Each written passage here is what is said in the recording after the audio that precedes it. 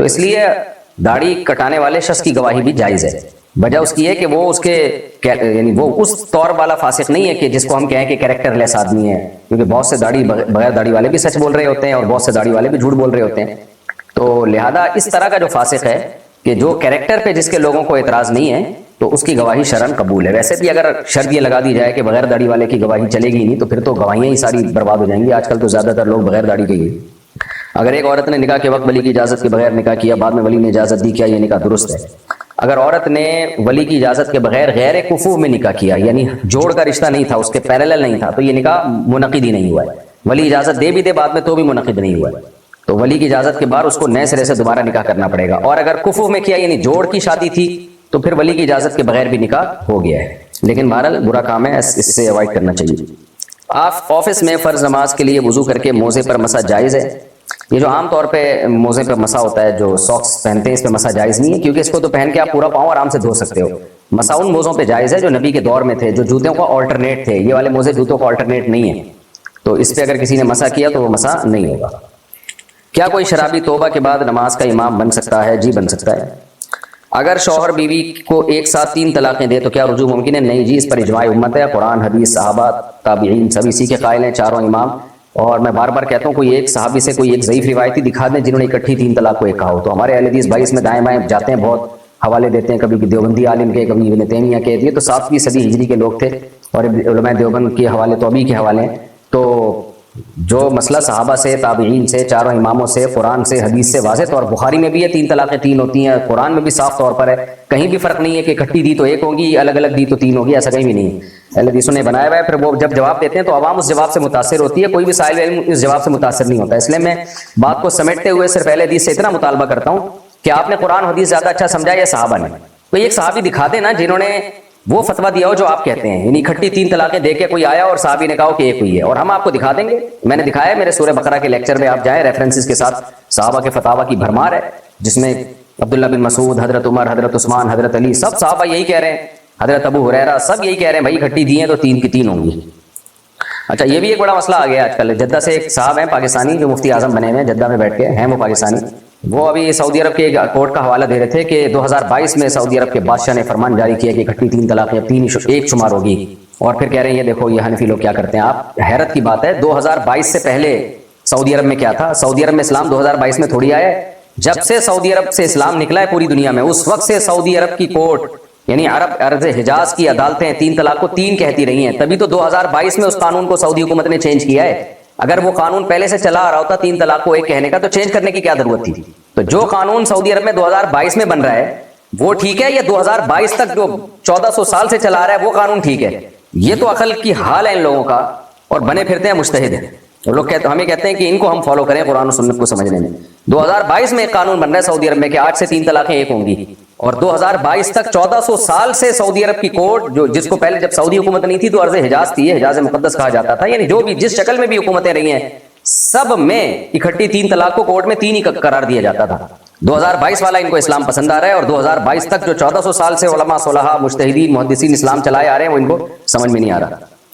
اگر مکروہ وقت میں جنازہ آ جائے تو نماز جنازہ پڑھنی چاہیے بعد میں؟ اگر عین اسی وقت آ گیا تو پھر پڑھ لینی چاہیے، کیونکہ نماز جنازہ میں تاخیر برا کام ہے. نارملی تو ایسا ہی ہے کہ مکروہ وقت میں جنازہ نہیں پڑھنا چاہیے، لیکن اگر تیاری اسی وقت میں ہوا ہے تو تاخیر کرنے سے بہتر ہے اسی وقت میں پڑھ لیں. کیا مال زکوٰۃ سے مسجد تعمیر ہو سکتی ہے؟ نہیں. کیا بیوی کے مال سے شوہر کا خرچ کرنا ناجائز ہے اگر وہ اجازت نہ دے؟ جائز نہیں ہے. شوہر کے مال کی حفاظت عورت کی بنیادی ذمہ داریوں میں سے ایک ذمہ داری ہے، حدیث میں اس کا حکم ہے. ہاں اگر شوہر اتنا کنجوس ہو کہ آپ کا بیسک نان نفقہ بھی نہیں دیتا ہے، وہ بیسک بنیادی نان نفقہ، تو پھر وہ اتنے پیسے عورت لے سکتی ہے جو اس کی بنیادی ضرورت، اس کے اور اس کے بچوں کی بنیادی ضرورت کے لیے پورا کافی ہو جائے. لیکن بنیادی ضرورت کا تعین خود نہ کریں، علماء مفتیان کرام سے پوچھ لیں کہ یہ میری بنیادی ضرورت ہے بھی یا نہیں. ایسا نہ ہو کہ موبائل کے بیلنس ڈلوا رہی ہوں، وہ بھی ڈلوانا چاہیے، لیکن یہ کہ وہ ایسی ضرورت نہیں ہے جس کی وجہ سے شوہر کی پینٹ سے پیسے چوری کرنا جائز ہو جائے. اگر کسی نے حالت احرام میں خون کا ٹیسٹ دیا تو کیا دم لازم ہوگا؟ نہیں جناب، کچھ نہیں ہوتا اس سے. کیا عورت ناپاکی میں نعت یا درود پڑھ سکتی ہے؟ جی پڑھ سکتی ہے، صرف قرآن کی تلاوت نہیں کر سکتی. کیا جج کا فیصلہ شرعی حکم پہ غالب آ سکتا ہے؟ نہیں. اگر وہ حکم اجتہادی اختلافی ہے دونوں طرف فقہا کی آراء ہیں، اس میں ائمہ اربعہ کا اختلاف ہے، جو معتدی مجتہدین ہیں ان کا شاذ اقوال تو کہیں نہ کہیں سے نکل ہی آتے ہیں، تو ان شاذ اقوال کا اعتبار نہیں ہے۔ شاذ کہتے ہیں جو بالکل امت سے ہٹ کے بعض کسی نے کوئی قول کر لیا۔ اگر معتبر مجتہدین جیسے ائمہ اربعہ تھے، یہ معتبر تھے، ان کو امت نے فالو کیا، ان کا کوئی قول ہو اور پھر جج اس پہ فیصلہ کر دے، اور جج بھی کسی اسلامی مملکت کا جج ہو جو اسلامی حکام کا پابند ہو، تو پھر اس کا فیصلہ شرعی طور پہ نافذ ہو جائے گا، کیونکہ وہ مسئلہ اختلافی تھا۔ اختلافی مسائل میں القضاء یرفع الخلاف، تو قاضی جو جج کا فیصلہ ہے وہ اختلاف کو ختم کر دیتا ہے۔ لیکن اگر وہ ایسا نہیں تھا، اختلافی مسئلہ نہیں تھا، تو بلکہ اسلام کا حکم ہے، شرعی نص ہے، اس بارے میں نصوص واضح موجود ہیں، تو پھر جج کا فیصلہ اسلام کے اگینسٹ وہ معتبر نہیں ہوگا۔ کیا مشترکہ کاروبار میں نقصان کی صورت میں صرف محنت والا فریق خسارے کا ذمہ دار ہے؟ مشترکہ کاروبار میں مشترکہ ہے کیسے، یہ دیکھا جائے گا نا۔ اگر دونوں کے پیسے لگے ہوئے ہیں تو دونوں اپنی انویسٹمنٹ کے بقدر نقصان کے ذمہ دار ہیں۔ خوب سمجھ لیں، پروفٹ میں تو کمی بیشی جائز ہے، پروفٹ میں کمی بیشی ایسے کہ بھئی اتنے پرسنٹ تمہارا، اتنے پرسنٹ تمہارا، جو بھی طے کر لیں، لیکن لاس میں یہ نہیں ہو سکتا اتنے پرسنٹ لاس تمہارا، اتنے پرسنٹ لاس تمہارا، نہ، جس کے جتنے پرسنٹ پیسے لگے ہیں اس کا لاس بھی اتنے پرسنٹ ہی ہوگا۔ ایک آدمی کی 30% انویسٹمنٹ ہے، ایک کی 70%، تو لاس میں وہ 30% والا 30% نقصان کا ذمہ داری ہوگا، اور 70% والا 70% نقصان کا ذمہ دار ہوگا۔ خوب سمجھ لیں گے۔ اور اگر دونوں کے پیسے نہیں ہیں، ایک کی محنت ہے ایک کا پیسہ، تو بھی پھر جو نقصان ہے، پروفٹ تو جو بھی طے کر لیں پرسنٹیج کے حساب سے، لیکن لاس سارا کا سارا انویسٹر برداشت کرے گا۔ جو محنت کرنے والا ہے اس کی صرف محنت ضائع ہوگی، کیونکہ پیسہ لگا ہی نہیں ہے اس کا، تو ضائع کس بات کا ہوگا۔ اور اگر اس نے لگا دیا وکیل بن کے، بعض دفعہ یہ ہوتا ہے انویسٹر سے ہم کہہ دیتے ہیں کہ بھائی میں پیسہ لگا رہا ہوں، آپ مجھے بعد میں دے دینا، تو وہ پیسہ پتہ چلا ڈوب گیا، تو پھر انویسٹر اس کو دے گا پیسہ، کیونکہ اصل میں پیسہ انویسٹر کا ڈوبا ہے۔ نماز میں غیر عربی الفاظ سے دعا مانگنا جائز ہے؟ نہیں۔ اگر عورت کو قسطوں پر مہر دیا جائے تو عدت ختم ہونے سے پہلے مکمل ادا کرنا لازم ہے؟ بھائی جب طلاق دی جاتی ہے نا، تو پھر عورت کا مہر مرد کے ذمے لازم ہو جاتا ہے، وہ پھر ہر قیمت پہ اس کو جلد سے جلد ادا کرنا پڑے گا۔ کیا مسجد میں غیر مسلم کا داخل ہونا جائز ہے؟ جائز ہے۔ اگر کوئی شخص وفات سے پہلے مال وقف کرے اور رجسٹری نہ کروائے تو وقف معتبر ہوگا؟ مال اگر وقف کر کے، اس میں پھر بہت ساری آراء ہیں، صرف زبان سے کہنے سے وقف ہو جاتا ہے، یا اس کو فی سبیل اللہ یعنی دے دے، اور پھر اس کو جس کام کے لیے وقف کیا وہ کام میں استعمال ہونا شروع ہو جائے۔ تو اگر کسی نے رجسٹری نہ بھی کروائی اور مال وقف کر دیا، اور جس کام میں وقف کیا ہے اس کام میں وہ استعمال ہونا شروع کر دیا جائے، تو پھر تو تمام فقہا کے نزدیک وہ وقف ہو گیا، اب اس کو ریورس نہیں کیا جا سکتا، اور یہ وقف معتبر ہے، چاہے رجسٹری نہ بھی کروائی ہو۔ مال تجارت پر زکوٰۃ کی ادائیگی قیمت خرید سے ہوگی یا قیمت بازار سے؟ دیکھیں، مال تجارت پہ زکوٰۃ کی ادائیگی قیمت خرید سے نہیں ہوگی، قیمت بازار سے ہوگی۔ اب بازاری قیمتوں میں بھی فرق ہوتا ہے، تو آپ جس قیمت پہ بیچتے ہیں وہ قیمت معتبر ہوگی۔ بعض لوگ ہول سیل پہ بیچتے ہیں تو ہول سیل کی قیمت معتبر ہوگی، بعض ریٹیل پہ بیچتے ہیں، ان کا عادت ہے ریٹیل پہ، ان کا طریقہ یہی ہے، تو پھر ریٹیل والی قیمت معتبر ہوگی۔ قیمت خرید نہیں دیکھی جاتی، قیمت فروخت دیکھی جاتی ہے۔ کیا عورت حالت نفاس میں قرآن کا ترجمہ پڑھ سکتی ہے؟ بالکل، لفظی ترجمہ جو لفظ بلفظ ترجمہ ہو وہ زبان سے پروناؤن نہیں کر سکتی، زبان سے اس کا تلفظ نہیں، ہاں مطالعہ کر سکتی ہے، زبان سے ادائیگی نہیں کر سکتی حالت نفاس میں۔ کیا جانور کے دودھ کی زکوٰۃ الگ سے ادا کی جاتی ہے؟ نہیں۔ اگر کسی شخص کے کئی سال کی زکوٰۃ واجب ہو تو ترتیب سے دینا لازم ہے؟ نہیں، جس طرح سے چاہے دے دے۔ کیا مدرسے کے طلبہ کو زکوٰۃ دی جا سکتی ہے جبکہ وہ کھاتے پیتے گھر سے ہوں؟ نہیں۔ اگر مالدار گھرانوں سے ہوں اور تو پھر زکوٰۃ نہیں دی جا سکتی۔ اگر مالدار ہیں، نابالغ بچہ اپنے باپ کے مال کی وجہ سے مالدار سمجھا جاتا ہے، اور بالغ بچہ اگر اس کے پاس پیسہ نہیں ہے تو پھر باپ کے مالدار ہونے کی وجہ سے اس کو مالدار نہیں سمجھا جائے گا۔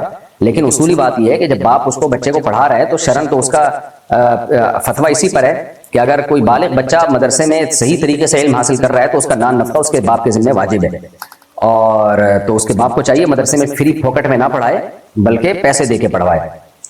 مرد کو چاندی کی انگوٹھی پہننے کی کوئی خاص مقدار ہے؟ جی خاص مقدار ہے، اس وقت میرے ذہن میں نہیں ہے، میں دوبارہ دیکھ کے بتا دوں گا انشاءاللہ۔ یعنی ایک حد تک چاندی بھی پہنی جا سکتی ہے، اس سے زیادہ چاندی بھی کا استعمال بھی مرد کے لیے جائز نہیں۔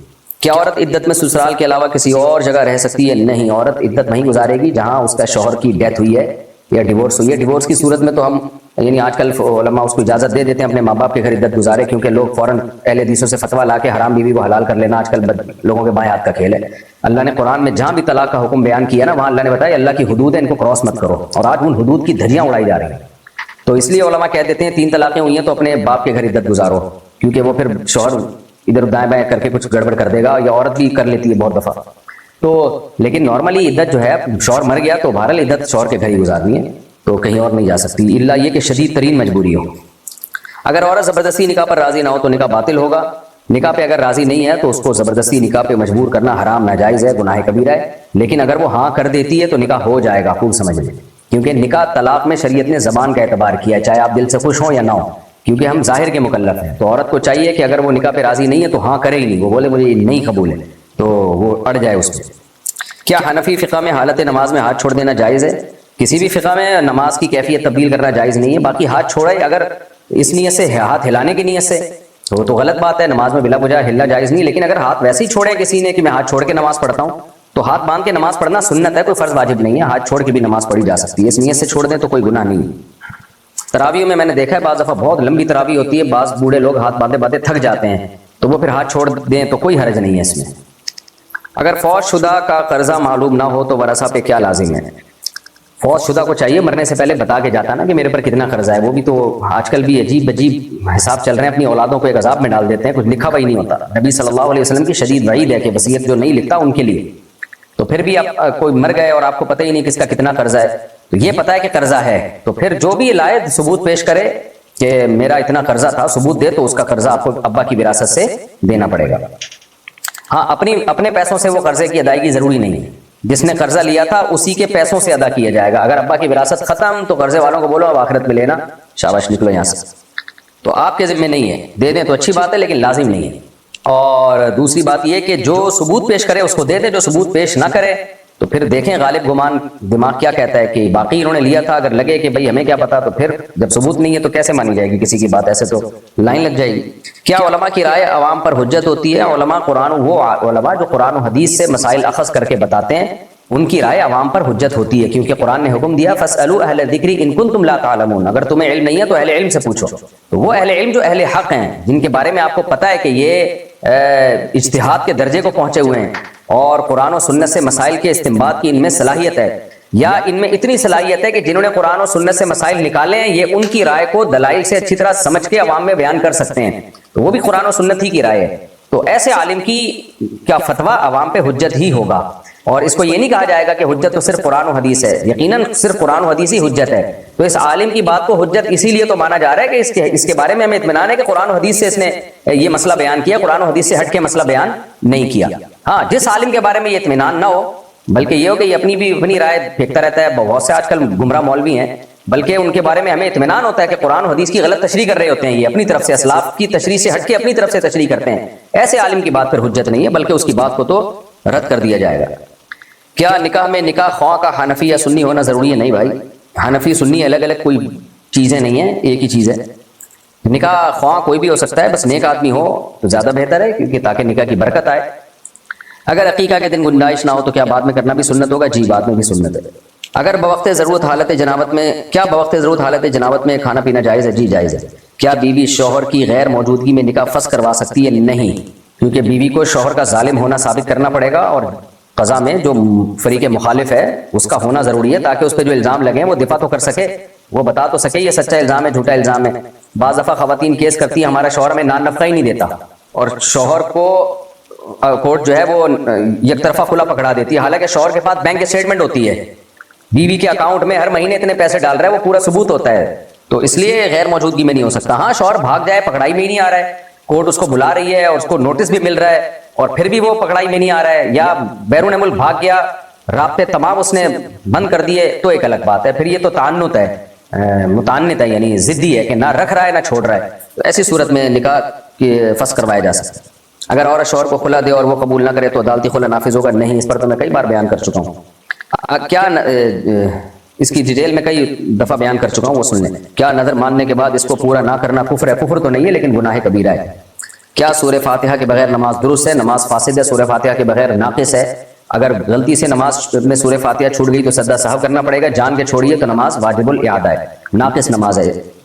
اگر عورت نے شوہر سے تنخواہ چھپائی ہو تو کیا یہ خیانت ہے؟ نہیں جی، عورت شوہر کے ذمہ یہ ہے کہ عورت کا نان نفقہ پورا کرے، یہ اس کے ذمہ نہیں ہے کہ بتائے کہ کتنی تنخواہ ہے میری، تو یہ ذمہ نہیں ہے. بتا دے تو اچھی بات ہے، نہیں بتائے تو بھی کوئی گناہ نہیں، لیکن بیوی کے جو حقوق ہیں وہ پورے کرے.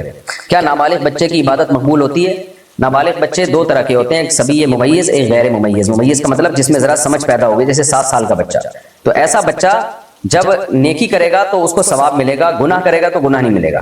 اور اس سے جو کم عمر کا بچہ ہے، جو سبی ہے، ممیز ہی نہیں ہے، اس میں کچھ بھی شعور نہیں ہے، تو وہ اس کی نیکی برائی بالکل برابر ہے، نہ نیکی پہ ثواب ملتا ہے نہ برائی پہ گناہ ملتا ہے۔ لیکن جب تھوڑا سمجھدار ہو جاتا ہے تو بلوغت تک، تو اس کو نیکی پہ ثواب تو ملتا ہے، مگر کوئی غلطی اس سے ہو جائے تو گناہ نہیں ملتا اس کو، کیونکہ نابالغ ہے۔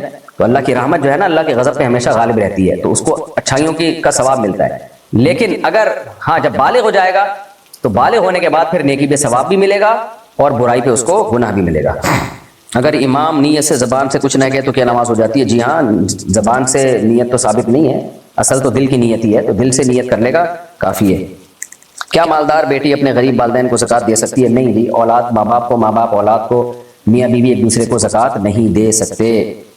ویسے بھی جو غریب ماں باپ ہیں ان کی ذمہ داری تو شرعاً اولاد پہ واجب ہی ہے، تو زکوٰۃ دے کے تو وہ اپنے آپ کو ذمہ داری سے سبکدوش کر رہا ہے نا، اس زکوٰۃ کا فائدہ تو اپنے آپ کو پہنچا رہا ہے وہ، اس لیے ماں باپ کو زکوٰۃ نہیں دے سکتے، کیونکہ وہ تو ویسے ہی آپ کی ذمہ داری ہے، وہ تو آپ نے ان کو دینا ہی دینا ہے، ان کی اگر وہ غریب ہے تو آپ ان کا نان نفقہ آپ کے ذمہ ہے۔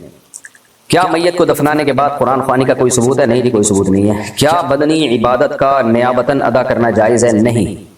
کسی کے ذمہ نماز ہے تو آپ نماز پڑھ کے اس کی قضا نہیں کر سکتے۔ ہاں، حج میں حج بدل کی ہمیں اجازت دی گئی ہے، تو میت کی طرف سے حج بدل کیا جا سکتا ہے۔ کیا ملازم کو زکوٰۃ دی جا سکتی ہے اگر وہ فقیر ہو؟ جی، دی جا سکتی ہے، لیکن وہ زکوٰۃ تنخواہ کا حصہ نہیں ہوگی۔ کیا فوت شدہ کے قرض کی ادائیگی سے پہلے ورثہ ترکہ بانٹ سکتے ہیں؟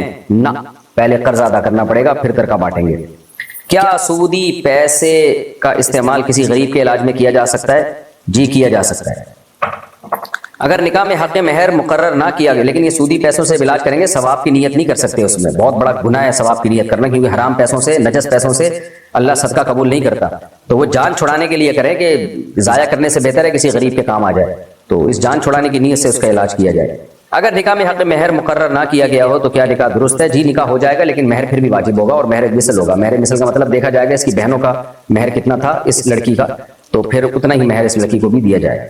کیا نفل روزے کی نیت زوال کے بعد ہو سکتی ہے؟ نہیں جی، زوال سے پہلے نیت ہو سکتی ہے، زوال کے بعد نہیں۔ کیا میت کے لیے دعا کرنے میں ہاتھ اٹھانا بدعت ہے؟ نہیں جی، کوئی بدعت نہیں ہے، لیکن بعض علاقوں میں یہ رواج ہے کہ جب کوئی میت ہوتی ہے تو جو بھی آتا ہے ہاتھ اٹھاتا ہے، جو بھی آتا ہے ہاتھ اٹھاتا ہے، 3 دن تک یہی چلتا رہتا ہے، جو ہاتھ نہ اٹھائے اسے برا سمجھتے ہیں۔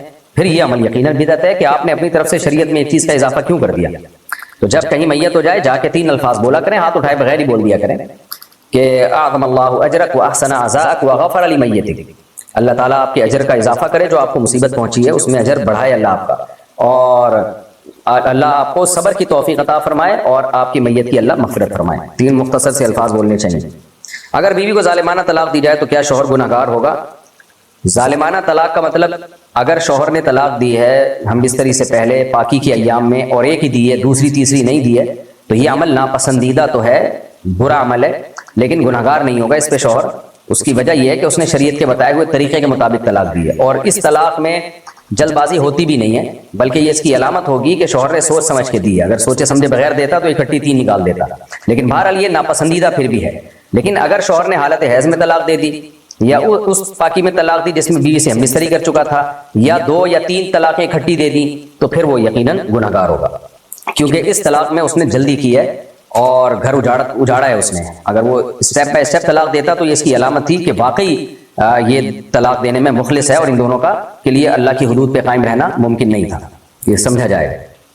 کیا عورت اپنے شوہر کو طلاق دے سکتی ہے شریعت کے مطابق؟ نہیں جی، طلاق عورت شوہر کو کبھی بھی نہیں دے سکتی۔ اگر شوہر عورت کو طلاق کا رائٹ دے دے تو بھی عورت نے طلاق اپنے آپ کو دینی ہے، یعنی شوہر اگر عورت کو ڈیورس کا رائٹ دے دیتا ہے کہ تم بھی اپنے آپ کو طلاق دے سکتی ہو، تو پھر عورت یہ کہے گی کہ میں نے اپنے آپ کو طلاق دی، تو وہ شوہر کے اختیار دینے کے بعد دے سکتی ہے، لیکن دے گی پھر بھی اپنے آپ کو، کیونکہ نکاح کی قید سے عورت نکلتی ہے، تو جو نکلتی ہے جو نکاح کی قید سے نکلے گی اس کی طرف طلاق کی نسبت کی جائے گی۔ کیا فقہ حنفی میں 3 طلاقیں بیک وقت واقع ہو جاتی ہیں؟ فقہ حنفی نہیں، اسلام میں 3 طلاقیں بیک وقت واقع ہو جاتی ہیں، اسی وجہ سے فقہ حنفی میں بھی 3 بیک وقت واقع ہو جاتی ہیں۔ فقہ حنفی کو اسلام سے ہٹ کے الگ چیز نہیں ہے، چاروں امام حنفی، مالکی، شافعی، حنبلی، ان سب کے نزدیک گھٹی 3 طلاقیں 3 ہوتی ہیں۔ قرآن میں بھی، حدیث میں بھی، یہ میں بار بار بیان کر چکا ہوں، سورہ بقرہ کے میرے لیکچر ہیں الطلاق مرتان، جب آپ میرے تفسیر کے لیکچر میں جائیں گے تو اس میں بہت ڈیٹیل سے ریفرنسز کے ساتھ میں نے یہ مسئلہ بیان کیا ہے، اس میں جا کے آپ سرچ کر لیں پورے ریفرنسز کے ساتھ۔ پوری امت کا اس پر اجماع رہا ہے، بعد میں اس میں اختلاف پیدا کیا گیا ہے۔ کیا غیر مسلم کے ساتھ معاشرتی تعلقات رکھنا ناجائز ہے؟ جائز ہے، اگر وہ اسلام دشمن نہ ہو، مسلمانوں کو نقصان نہ پہنچاتا ہو۔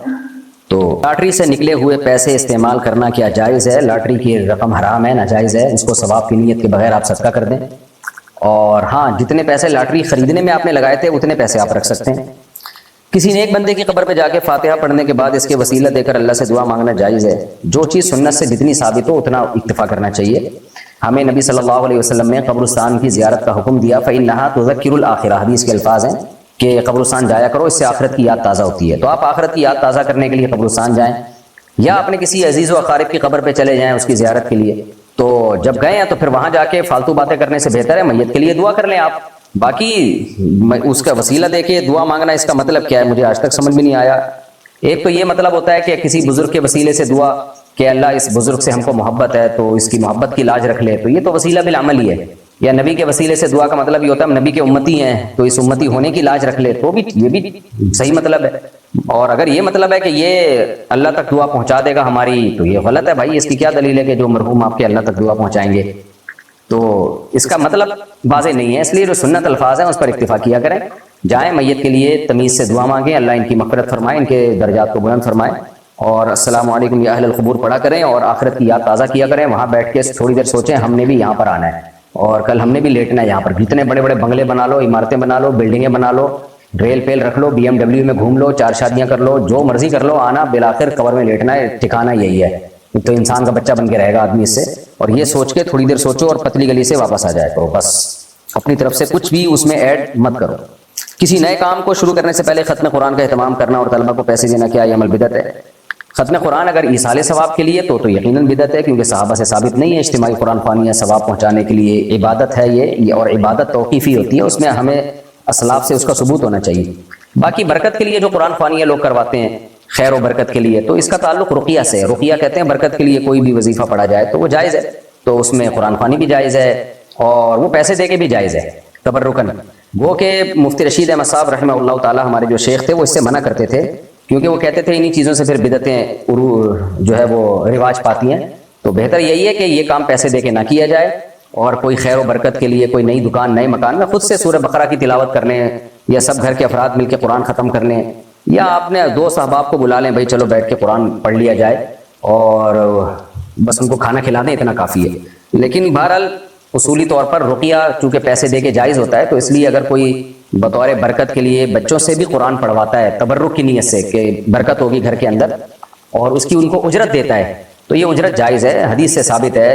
ایک صحابی نے جو دم کیا تھا آیت سورہ فاتحہ پڑھ کے، اس پہ اجرت بھی لی تھی انہوں نے، تو وہ نبی صلی اللہ علیہ وسلم نے اس سے منع نہیں کیا۔ تو فاتحہ پڑھیں یا قرآن پڑھیں، مقصد اگر رقیہ ہے، رقیہ کا مطلب اس سے شیاطین کے اثرات گھر سے ختم ہو جائیں، نحوست کے اثرات ختم ہو جائیں، تو فی نفسی جائز ہے۔ لیکن بہرحال یہ کوئی قابل تعریف عمل نہیں ہے، خاص طور پہ اس زمانے میں، کیونکہ مدرسے کے بچوں کو اس کے لیے استعمال کیا جاتا ہے، پھر وہ پیسوں کی لالچ میں بچے جاتے ہیں، پڑھتے بھی صحیح نہیں ہیں، ان کو پتہ ہوتا ہے ابھی دیکھ کا ڈھکن کھلے گا، بس اس چکر میں ہم آئے ہیں قرآن پڑھنے کے لیے، غلط سلط بھی پڑھ رہے ہوتے ہیں، اسپیڈ بھی اتنی ہوتی ہے، فارمیلٹی پوری ہوتی ہے۔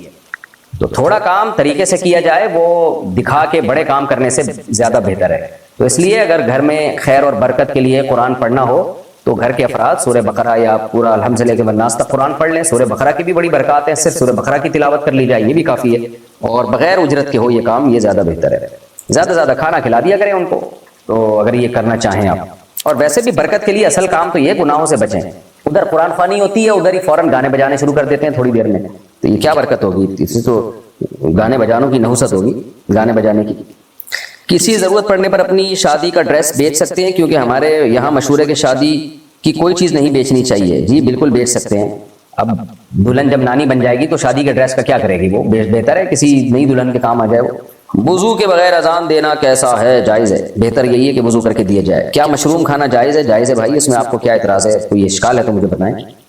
صابر بلوچ بلوچستان سے پوچھتے ہیں کیا والد کی ہر بات ماننی چاہیے؟ اگر وہ کہے کہ بیوی کو طلاق دے دو، یا کہے کہ مسجد میں نماز نہ پڑھو گھر میں پڑھو، تو اس کی بات ماننی چاہیے؟ یہ بات تو بالکل ہی خلاف شرع ہے، مسجد میں نماز نہ پڑھو۔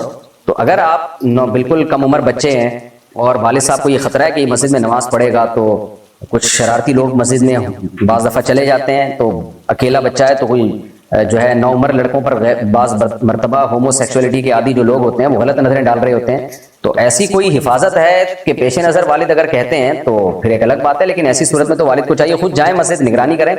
لیکن عموماً اس طرح مسجدوں میں ہوتا نہیں ہے، اور خاص طور پہ بلوچستان میں تو بڑا غیرت کا ماشاءاللہ الحمدللہ ایک ماحول ہوتا ہے، تو اس لیے والد کا یہ کہنا کہ مسجد میں جماعت سے نماز نہ پڑھو، یہ تو خلاف شرع حکم ہے، اس میں تو والد کی اطاعت جائز نہیں ہے۔ باقی بیوی کو طلاق کا حکم جو والد صاحب دے رہے ہیں تو حدیث میں آتا ہے کہ والدین اگر حکم دیں کہ بیوی کو طلاق دے دو تو دے دینی چاہیے، لیکن یہ اس زمانے کے والدین کے بارے میں ہے کہ جن کے بارے میں ہمیں یقین تھا کہ وہ طلاق کی کوئی ویلڈ ریزن ہے تبھی بیٹے کو کہہ رہے ہیں۔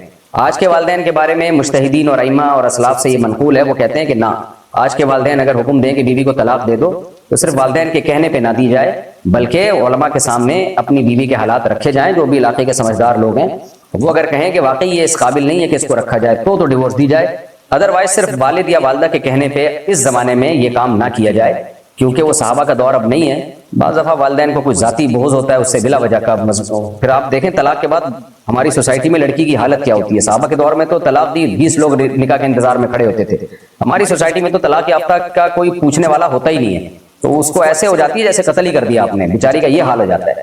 تو اس لیے پوری تحقیق کر لی جائے، اس کے بعد پھر یہ اقدام کیا جائے۔ اور ناپسندیدہ کاموں میں اللہ کو، یعنی حلال کاموں میں اللہ کو سب سے زیادہ ناپسندیدہ حدیث میں آتا ہے طلاق ہے۔ مچھلی کو کیا کرنٹ دے کر پکڑ سکتے ہیں، لیکن گورنمنٹ نے یہ کام اس پہ پابندی لگائی ہوئی ہے، اور میں نے خود دیکھا ہے کہ اس کے نقصانات بہت ہیں۔ ہوتا یہ ہے کہ آپ دریا میں کرنٹ چھوڑتے ہیں، اس سے مچھلی تو کیا ساری مخلوق مر جاتی ہے اس سے، تو آپ آبی حیات کو کیوں ختم کر رہے ہیں؟ پھر چھوٹی بڑی سب مچھلیاں مر جاتی ہیں جو آپ کے کھانے کی نہیں ہوتی، تو ایک آپ نے مچھلی کھانی ہے اور اس کے لیے بیسیوں کی آپ جان لے رہے ہو۔ تو اس لیے گورنمنٹ نے ان چیزوں پہ پابندی لگائی ہے، اور گورنمنٹ کے ایسے قوانین کی پابندی ہم سب پہ لازم ہے تاکہ سمندری حیات کی ہم حفاظت کریں۔ اب میں نے دیکھا ہے کماڑی وغیرہ میں جال جو استعمال ہو رہا ہوتا ہے مچھلیاں پکڑنے کے لیے، اتنا چھوٹا جال، اب اس سے کیا ہوتا ہے بڑی مچھلیوں کے ساتھ چھوٹی چھوٹی بھی آ رہی ہیں جو کھانے کے قابل نہیں ہے، لوگ پھینک دیتے ہیں ان کو، وہ مر جاتی ہیں۔ یہ تو نسل کشی ایک طرح کی ہو گئی نا۔ قرآن میں اللہ نے حکم کیا دیا، کلوا واشربوا ولا تسرفوا، کھاؤ پیو لیکن زیادتی مت کرو، ضائع مت کرو، تو ہم تو ضائع کر رہے ہیں۔ تو اس لیے کرنٹ کے ذریعے مچھلی کو مارا جائے یا فائر کے ذریعے مارا جائے یا کانٹے سے پکڑا